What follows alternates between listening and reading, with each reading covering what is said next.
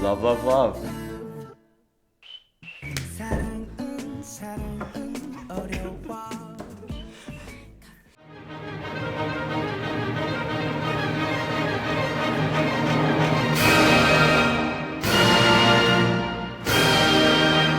Now you'll be reacting to a solo artist named Eddy Kim. Coffee and Tea is composed in 2017 by Eddy Kim and features Solar from the girl group MAMAMOO.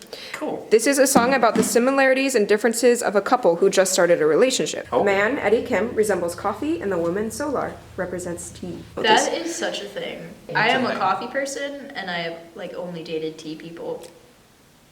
Yeah. But yeah, this is supposed to give off like a cozy feeling for winter. It technically isn't, like winter, but like I was like, coffee and tea, that'd be a nice winter song. Coffee or tea, James? I don't like either, actually. Well. Okay. I'm surrounded by people who can't decide. That's fine. Oh, wow.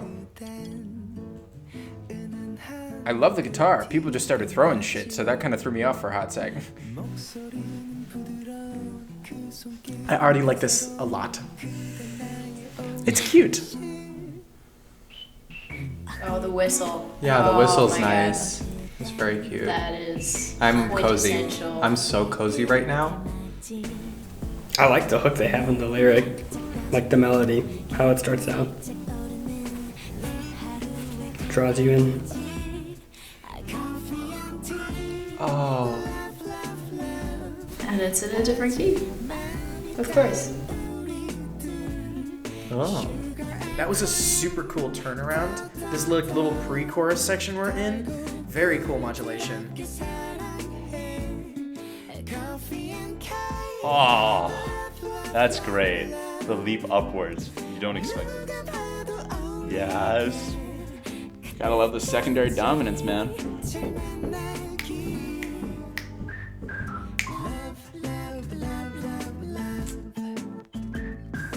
You know?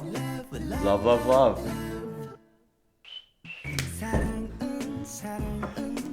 It's like kind of in C, also kind of in A. Yeah.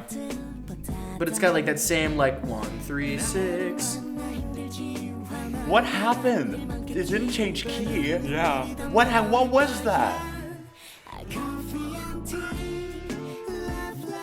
Oh, I know. The chorus is in C major, the verse is in A major. And so you got a high A major whistle versus the low C major whistle. And your brain is like, ah! Love is difficult, more difficult than coffee names. Amen, I agree with that. Well, coffee tastes the same to me. Oh, I definitely disagree with that. Nice. Nice. See, they just did an other way to go back to A major. They're constantly subverting our expectations. Ooh, okay. Ooh, brass, dig it. Hey.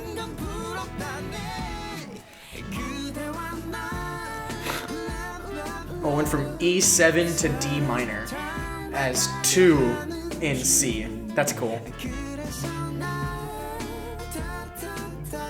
That's a really nice brass sound. Whoa.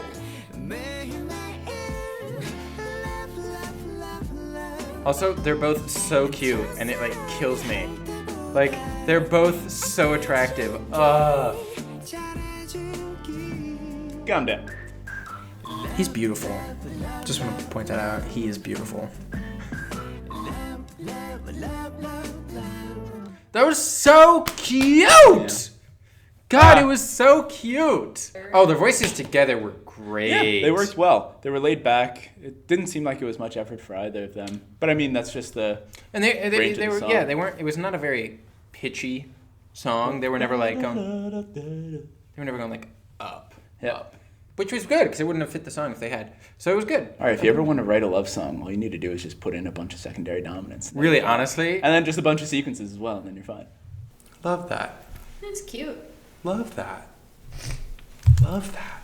And I like that there was a lot of interplay, like back and forth between minor and major. We would arrive at like a minor cadence, and then there would be silence, and the whistle would come in, and it would just like tonicized major again.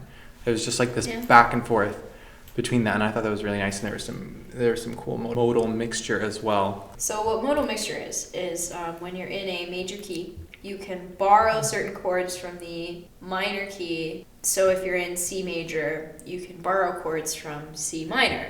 So like the 6th chord in major is a minor chord, but if you are in C minor, the 6th chord is a major chord. So you just take that major 6th chord from the minor key and you translate it into the major key.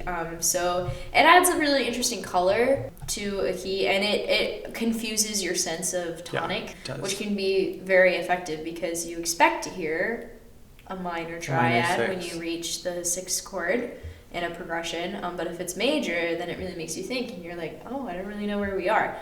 So a lot of people really like to use it, and it's pretty prominent in pop songs. I really like that. Yeah, that was cool. I thought that was really, really nice.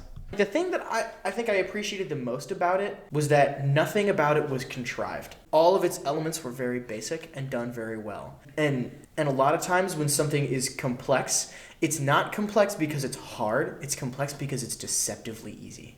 I thought that just the guitar was very simple and the little acoustic bass was nice. Very subtle horns in the last third of the song. Their voices worked really well together. Music video was really cool. Very saturated with different color filters, which I thought was kind of nice. That sort of gave it a little bit of a whimsical vibe. All right, that was a good one. Yeah, what do you think musically created such a warm feeling?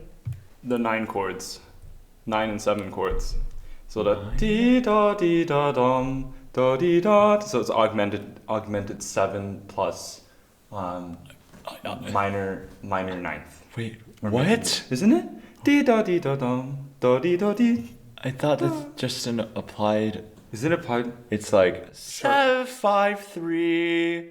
No, Oh, I was thinking 5 of like, 3 1. Wait, no, I was like, I thought it was dee da like. Oh no, but What were you thinking? but the chords change in between. So like Yes. for da da da da, that's the secondary dominant, and then the da is the resolution. That's true. Look, if we do Shankarian analysis, which look that up, good luck wrapping your head around that one.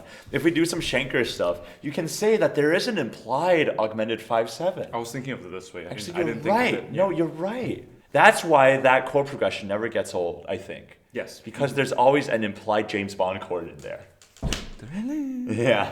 The use of 7 chords, just the way you play around with inversions. You go up a scale, and then it comes down with a 7 chord. And it's very interesting because it just you go with the minor 7, but then it just modulates, and it's just like, and it's interesting. It's like this. The transition is smooth because of the way the whistle is blown.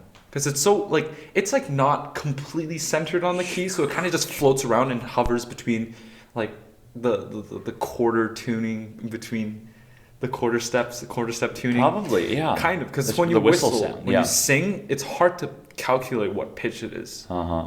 I don't know, for me, for relative, it's a bit difficult. So for some reason, it's so easy for them to just like have 2 notes just sit this close, and Yes. then just move up the whole entire key with it. And it's so fascinating how they do that. I think under the wrong hands, the subject of coffee and tea and like, oh, this is us, could be really cheeky and almost corny and too playful, if you know what I mean. We've heard songs where like they go a little too far with the cutesy, but this song becomes something just really relaxing and smooth. And I feel like the musical idea originated at the same time as the lyrics. Yeah. You feel like everything's working like they have their own purposes. It's not like one is bending over to serve the other. So, Would you rather have coffee or would you rather have tea? Depends on which homework I have, I think. Well, probably just the vibe, the fact that it's kind of happy-go-lucky, very cute sounding. When I think of Christmas music, I think of, cute, kind of cheesy, corny. Not to say that this was necessarily like cheesy or corny or anything like that, but like I think it fits with the vibe very well. Yeah, and what better time to fall in love than in Christmas time? Aww. What better time? Expensive time, but Yeah, very expensive. what better time? Hello everyone, I'm Hugo and I'm the channel runner of ReacttotheK. I really hope you enjoyed watching this video. If you're curious about the videos that we'll be reacting to in the future, I put a link to a doc with our release schedule in the description. Last but not least, if you'd like to support our channel, you can help us out by pledging any amount you would like on our Patreon. On Patreon, you can get access to full unedited pair reaction playlists, reactions to Japanese releases, and much more. And of course, a huge shout out and thank you to our superstar patrons. Thank you so much for your support. Bye!